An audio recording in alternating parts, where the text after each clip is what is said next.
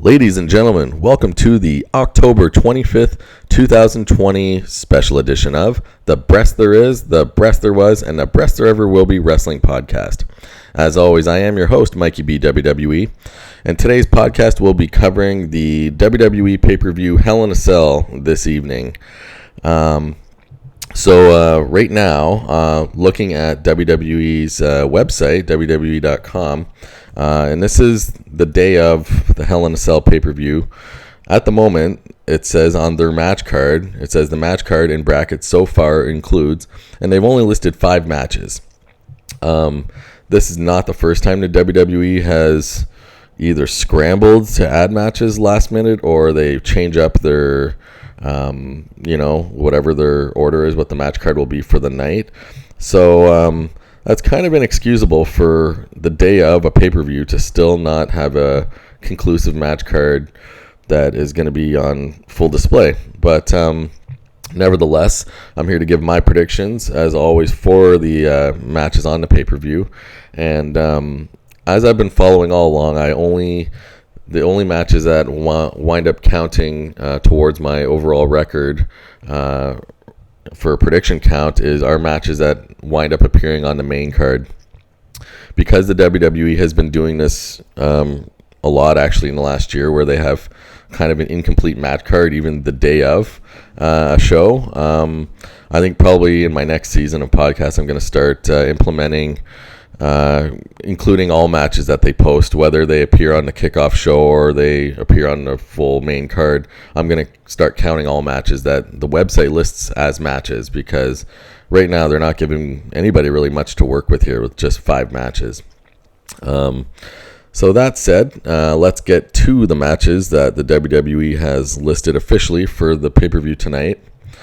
Actually, and before I do that, this is an event, Hell in a Cell, of course, which derived from a highly successful match, which the WWE introduced back in 1997, these Hell in a Cell matches. Anybody that does know some history about the WWE knows that there's a standout number one undisputed top Hell in a Cell match of all time, which I think most people surely would agree is the Undertaker versus Mankind Hell in a Cell match back at the King of the Ring pay-per-view event in 1998. I remember watching this event live and being completely stunned at what I was seeing. It was insanity, but it was also an extremely memorable match. And I don't think there's ever going to be a Hell in a Cell better than that one. And furthermore, I mentioned that that Hell in a Cell match, which happened to be the second Hell in a Cell match in history, took place at a different pay-per-view, the King of the Ring pay-per-view in 1998. I gotta say, I'm more of a fan of when they would have Hell in a Cell matches to culminate in a really outstanding feud like the Undertaker and Mankind had at that point in 98.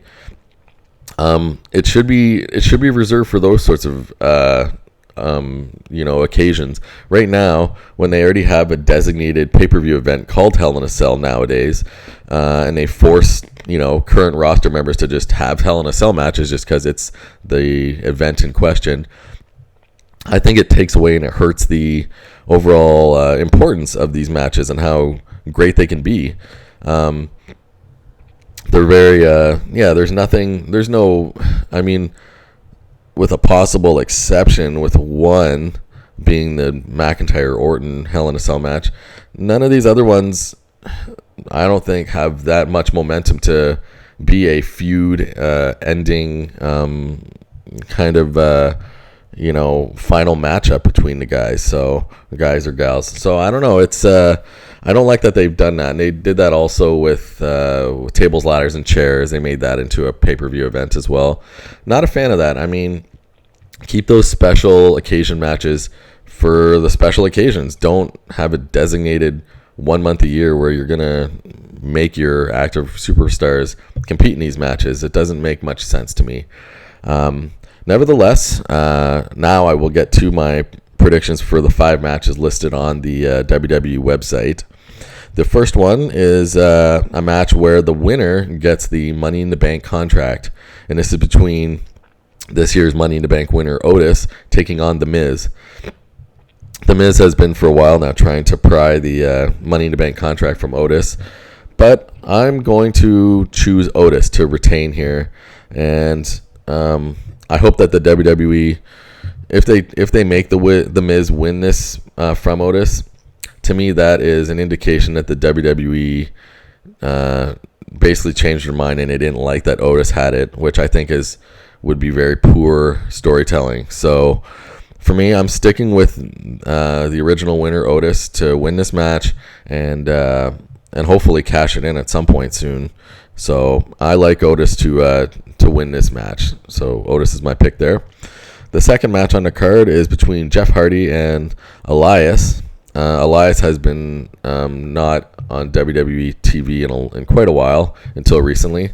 So, and as a general rule of thumb, when the company brings back a person, be it a male or female superstar, into the fold after missing a lot of time, I think it's good sort of policy to have that person get a win under their belt, and then that way they can begin sort of their momentum again as a superstar. So to me, it wouldn't make a whole lot of sense for Jeff Hardy to just beat Elias just clean. That wouldn't do much for Elias's character at all. And I think also if Elias defeats Jeff Hardy, probably in a sleazy, dirty way, I think that that's the best outcome for both guys. It will start getting some heat and some momentum for Elias, and losing in a dirty fashion wouldn't hurt Jeff Hardy's. It wouldn't tarnish his, performance at all. So Elias is my selection to win that match. The third match in the night is the first of 3 Hell in a Cell matches, and this one's for the SmackDown Women's Championship, featuring the champion Bayley taking on Sasha Banks. Bayley has held this belt for a long time, and Sasha Banks, of course, they were good buddies, and Sasha helped Bayley keep that belt on a lot of those occasions. So now they're going head to head for that belt.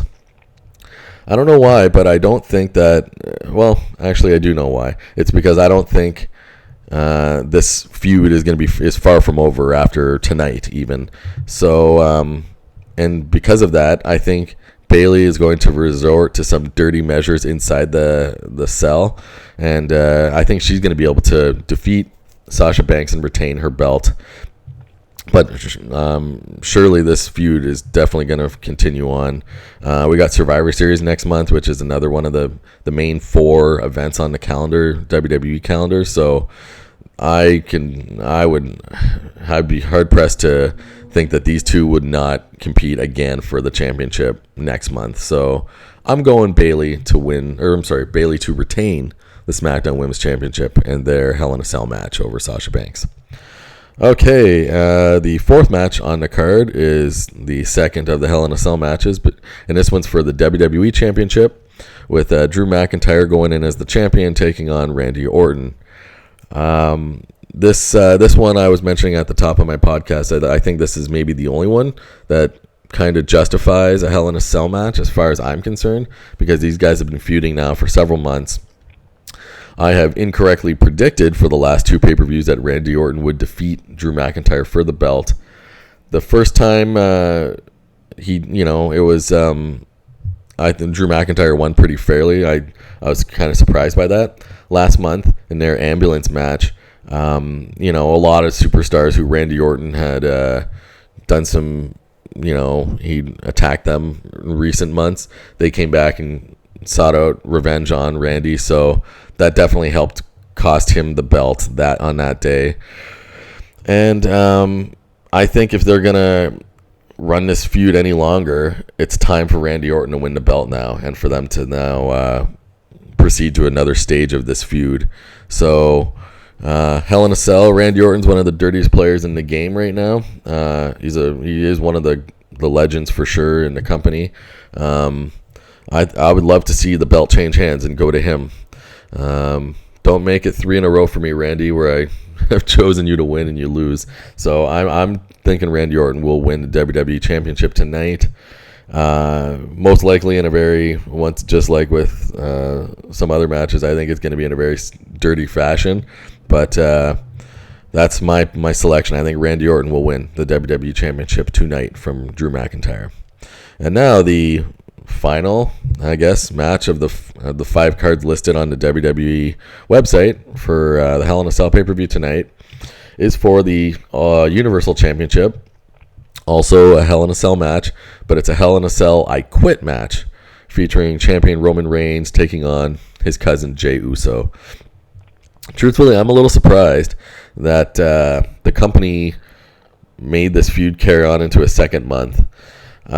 Nothing against Jey Uso. He's a tremendous athlete and wrestler.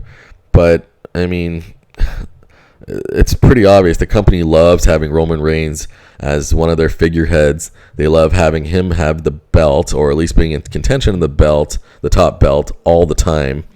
And if anything, with his recent heel turn, turning into a bad guy for the first time with Paul Heyman on his side, it would make absolutely no sense to have him lose to Jey Uso.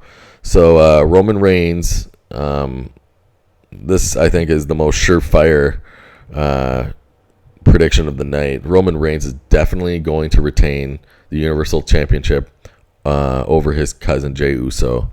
And I think that this feud will come to an end pretty soon. Like I said, I'm surprised they carried it out to a second month. I think they're trying to figure out, truthfully, the next feud for Roman Reigns after this, probably for Survivor Series next month, and then, of course, soon after, building into the road to WrestleMania. So Roman Reigns, he's not going to lose the belt anytime soon, as far as I'm concerned. They're going to keep him holding that belt for a while, probably up until WrestleMania, truth be told. So this is really just another kind of filler, title match against Roman Reigns to kind of prolong his reign, Roman Reigns' reign. So, anyways, there you have it. Those are my picks for the only 5 matches that the WWE.com has listed on the day of their pay-per-view.